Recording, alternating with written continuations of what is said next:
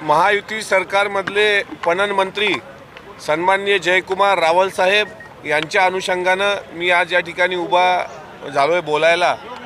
आम्ही मागच्या पावसाळी अधिवेशनामध्ये लक्षवेधीद्वारे माननीय मंत्री महोदयांच्या लक्षात गोष्ट आणून दिली होती की महाराष्ट्रातल्या ज्या काही कृषी उत्पन्न बाजार समित्या आहेत त्या शेतकऱ्याच्या शोषणाचे अड्डे बनत चालले आहेत का। आज मागच्या वेळेस ज्यावेळेस अकोला जिल्ह्यातील अकोट कृषी उत्पन्न बाजार समितीचा घोटाळा या सभागृहामध्ये मी मांडला होता, त्यावेळेस त्यांनी स्वतः 6 महिन्याच्या आत SIT स्थापन करण्यासंदर्भात सभागृहात आश्वस्त केलं होतं। मात्र दुसरं अधिवेशन आल्यानंतर अद्यापही ती SIT गठीत झाली नाही आणि त्याचा परिणाम असा झाला की खाजगी व्यापाऱ्यांकडून सोयाबीन उत्पादक शेतकऱ्याला ज्यावेळेस सोयाबीन विकायला शेतकरी घेऊन जातो त्यावेळेस ट्रॉली मागे 5,000 रुपये मागण्याचा गंभीर प्रकार हा एका शेतकऱ्याने निदर्शनास आणला आहे। तो व्हिडिओ मी स्वतः ट्विटरवर ट्विट केलेला आहे आणि हे जे हिवाळी अधिवेशन आहे हे शेतकरी हिताच्या दृष्टीनं विशेषतः विदर्भातील शेतकऱ्यांच्या हिताच्या दृष्टीनं अत्यंत महत्त्वाचं असतं। विदर्भाच्या शेतकऱ्यांचे, कापूस उत्पादक शेतकऱ्यांचे प्रश्न, सोयाबीन उत्पादक शेतकऱ्यांचे प्रश्न, फळबाग उत्पादक शेतकऱ्यांचे प्रश्न, केळी पीक विम्याचे प्रश्न, केळी उत्पादक शेतकऱ्यांचे प्रश्न, मोसंबी संत्रा उत्पादक शेतकऱ्यांचे प्रश्न हे अत्यंत महत्त्वाचे असतात। तसं पाहिलं तर पूर्ण वेळ हे अधिवेशन चालायला हवं होतं, पण आठवड्यातले 2 दिवस आता संपलेले आहेत, 4 दिवस बाकी आहेत। पण यामध्ये सुद्धा शेतकऱ्यांचे कुठलेही मुद्दे वरच्या सभागृहात चर्चेला येताना दिसले नाहीत, याबद्दल पण मी खंत व्यक्त करतोय। मी जरी सरकारमधला असेल पण विदर्भाच्या शेतकऱ्यांच्या कारणमीमांसा या अधिवेशनात झाली पाहिजे।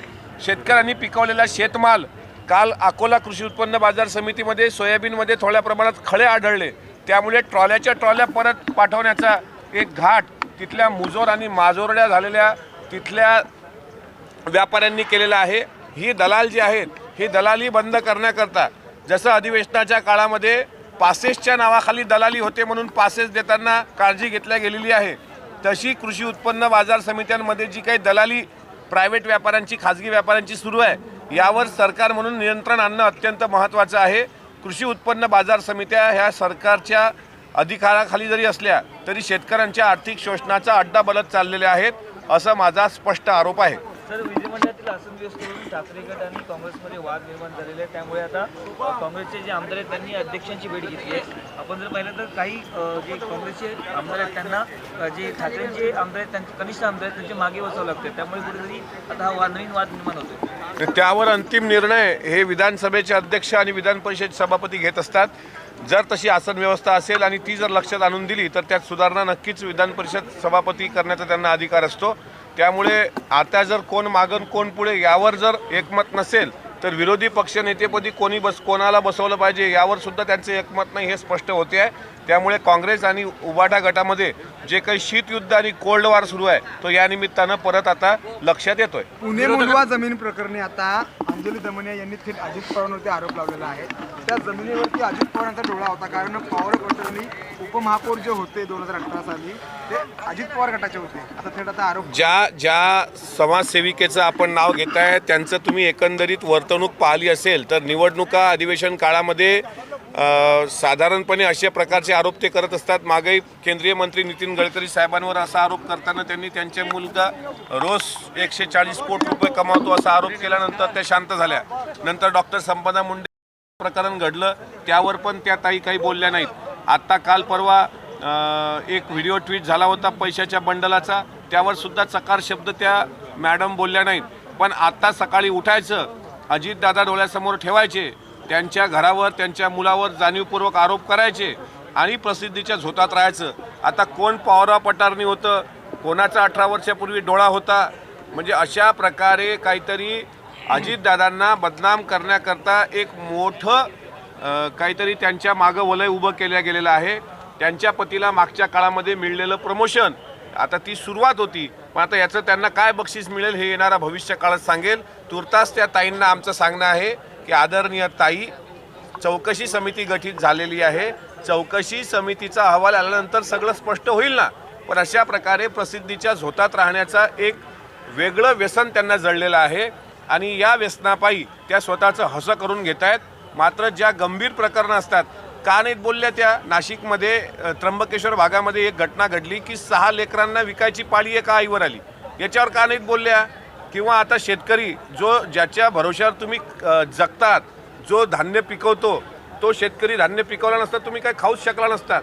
तुम्ही सिंगापूर अमेरिकेत जाऊन तिकडचे गोडवे गायल्यापेक्षा इथल्या शेतकऱ्यांची काय परिस्थिती आहे यावर त्या मॅडम एक शब्दही बोलत नाहीत. पण उठलं सुटलं का मुंडवा जमीन. शेवटी आम्हाला पण काही मर्यादा येतात, त्यामुळं आम्ही बोलत नाही. पण वस्तुस्थिती फार वेगळी आहे. स्वतःला प्रसिद्धीची हव्यास असलेल्या ह्या ताई सातत्यानं चर्चेत राहण्याकरता असे आरोप करतात, त्यातून काही निघणार नाही. सामाजिक कार्य फक्त राजकारण्यांच्या विरोधातच त्यांचं सुरू आहे का? दुसरं सामाजिक कार्य मला सांगा ना. सामाजिक कार्यकर्त्याची ओळख आणि व्याख्या काय असते? सामाजिक कार्यकर्ता हा समाजातल्या सर्वांगीण प्रश्नावर भाष्य करत असतो, मग ते सांस्कृतिक असतील, ऐतिहासिक असतील, सगळ्या गोष्टीवर.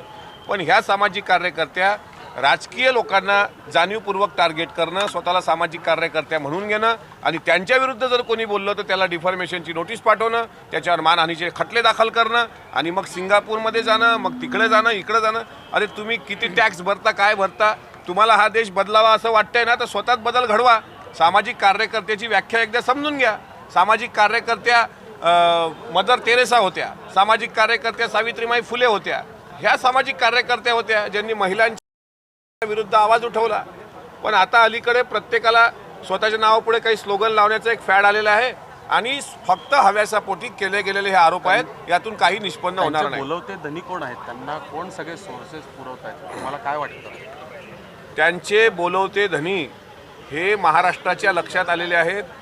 आज ती वेळ नाही आहे बोलवत्या धन्याचं नाव घेण्याची, पण ज्या वेळेस योग्य वेळ येईल त्यावेळेस बोलवता धनी चित्रासह तुमच्या समोर या ठिकाणी आम्ही दाखवू. रोहित पवार हे बोलतात विरोधकांनी वेगळ्या विदर्भाचा मुद्दा घेतलेला आहे. बाकीच्या पक्षावर आरोप करतात. जाऊन चोथा झालेला विषय वाटतो का? काय वाटतं? काय काय जाऊन चोथा झालेला म्हणजे अर्थ नसलेला मुद्दा वेगळ्या विदर्भाचा उचलून धरलाय महाविकास आघाडीने. काय वाटतं? महाविकास आघाडीने जो वेगळ्या विदर्भाचा, आता मी पण विदर्भात राहतो, विदर्भात माझा जन्म आहे आणि वेगळ्या विदर्भाचा मुद्दा आत्ताच्या घडीला काढण्याची काही आवश्यकता नाही.